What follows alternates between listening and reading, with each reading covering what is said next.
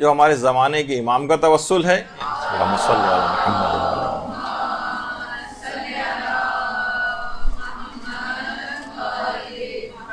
ان کا توسل بھی لازمی ہر دعا کے شروع میں اختیار کیا جائے۔ آیت اللہ بہجت یہ فرماتے تھے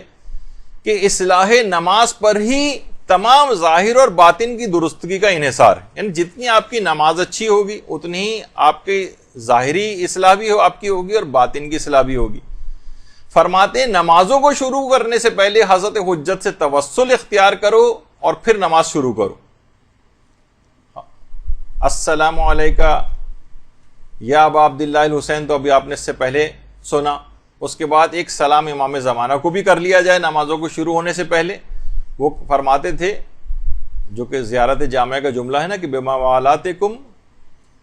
تقبل الطاعۃ المفترضہ،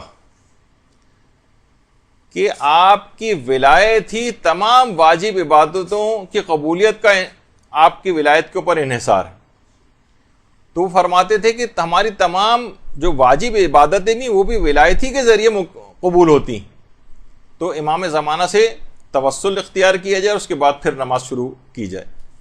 اور آیت اللہ کشمیری، آیت اللہ سید عبد الکریم کشمیری یہ فرماتے تھے کہ امام زمانے سے توسل پیدا کرنے کا بھی ایک طریقہ ہے، جیسے کہ ابھی آپ نے امام حسین کے سلسلے میں سنا۔ وہ فرماتے تھے ایک تو زیارت آل یاسین، اگر آپ دعاؤں سے پہلے آپ زیارت آل یاسین اگر پڑھ لیں اور اس کے بعد ایک جملہ کہیں، المستغاث بک یا ابن الحسن والمستعان بک یا ابن الحسن، یہ جملہ کہیں اور اس کے بعد کہیں یا صاحب الزما ادرکنی یا صاحب الزما اغیثنی، یہ جملہ اگر آپ کہیں تو فوراً حضرت امام زمانہ علیہ السلام سے توسل پیدا ہو جائے گا، اور اس کے بعد ان کے حوالے سے جو دعا کرنی چاہیں کریں اس جملے کو پڑھنے کے بعد۔ اور فرماتے ہیں کہ اگر زیارت آل یاسین بھی اس سے پہلے پڑھ لی جائے تو اس سے بھی ایک توسل پیدا ہو جاتا ہے۔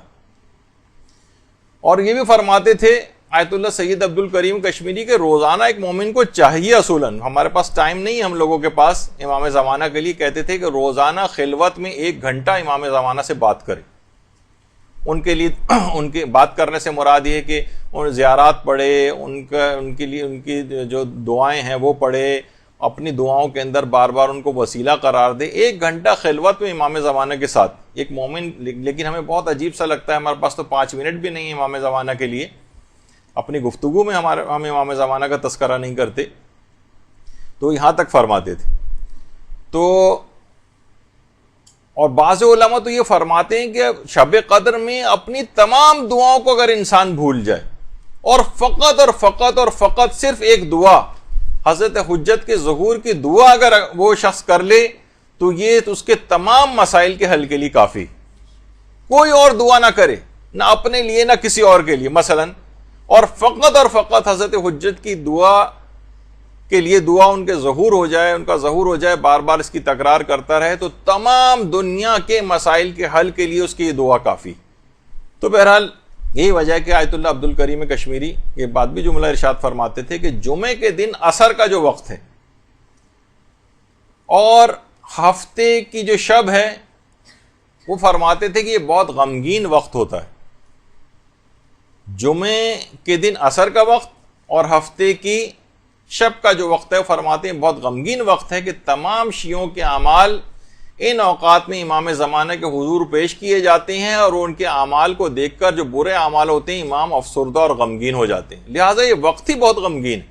زیادہ تر افراد جو شیعوں کے اندر ہیں وہ اس قسم کے اعمال انجام دیتے ہیں کہ امام اکثر و بیشتر ان کے اعمال کو دیکھ کر غمگین اور رنجیدہ ہوتے ہیں، کہ وہ وقت ہی تقریباً غمزدگی کا ہو گیا ہے۔